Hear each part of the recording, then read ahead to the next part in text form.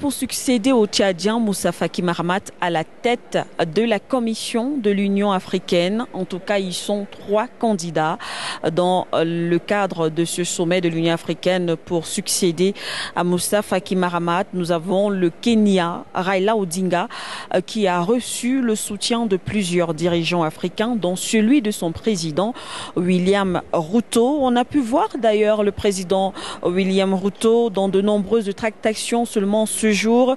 Ici même, il a enchaîné plusieurs réunions bilatérales avec certains homologues, avec également des délégations, lobbying. C'est ce qu'on a pu observer durant cette journée. Des sources indiscrètes font état de ce que le président Kenya se donne à fond pour soutenir cette candidature de Raila Odinga, car il pourrait être un problème pour lui si jamais le résultat n'était pas positif. Il faut rappeler que Raila Odinga est un opposant historique du côté du Kenya. Alors, il serait préférable, d'après ces indiscrétions, qu'il soit nommé ou alors élu à la tête de la Commission de l'Union africaine pour ne pas gêner le pouvoir du président kenyan William Ruto. Alors, un retour au Kenya qui pourrait donc être un véritable problème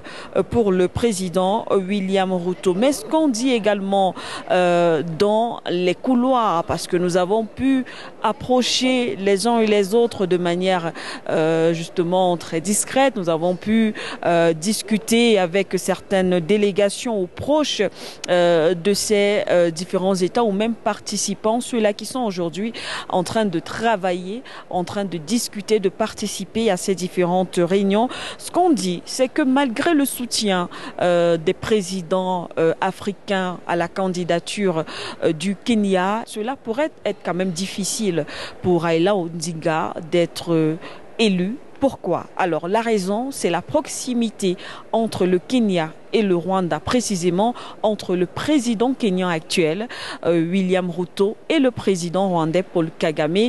Et ce pourquoi, par rapport à la guerre aujourd'hui qui oppose la République démocratique du Congo au Rwanda. On rappelle que le Rwanda est accusé de soutenir les rebelles du M23 qui terrorisent du côté de l'Est de la République démocratique du Congo. Alors le rapprochement entre ces deux États pourrait bien sûr impacter négativement sur la candidature de l'opposant, si on peut le dire ainsi, Raila Odinga. Mais l'autre côté également, pas des moindres, l'autre argument ou alors l'autre limite, c'est l'âge de Raila Odinga qui a 80 ans. Certains estiment qu'au regard des enjeux géopolitiques aujourd'hui, surtout africains, est-ce qu'il pourra justement avoir autant d'énergie ou alors se consacrer véritablement pour résoudre ces différents conflits ou problèmes ou alors remonter le contexte ou la situation dans le continent africain. L'autre candidat qui semble également avoir assez de soutien, cette fois-ci,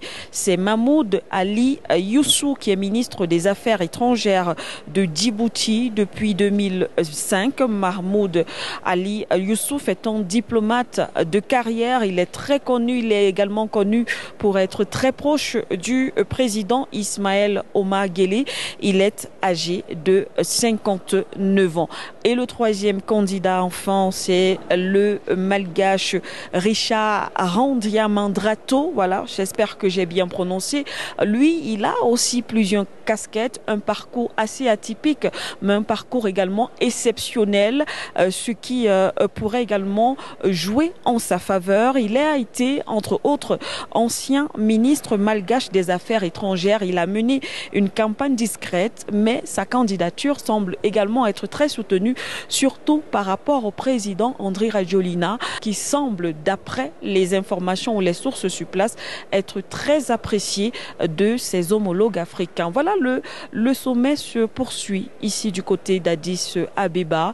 On l'a dit, on a déjà pu voir certains chefs d'État en cette première journée, entre autres le président sénégalais qui participe d'ailleurs en tant que chef de l'État à son premier sommet de l'Union africaine. On parle bien sûr de Diomaye Faye Faye, le président kenyan William Ruto, mais aussi le président Tebboune de l'Algérie. Les autres chefs d'État vont fouler le territoire éthiopien d'ici quelques heures et demain ce sera le jour de vote. Ici, pour For You Media Africa, Sikendoumbe, Paul Yonga, en direct d'Addis Abeba.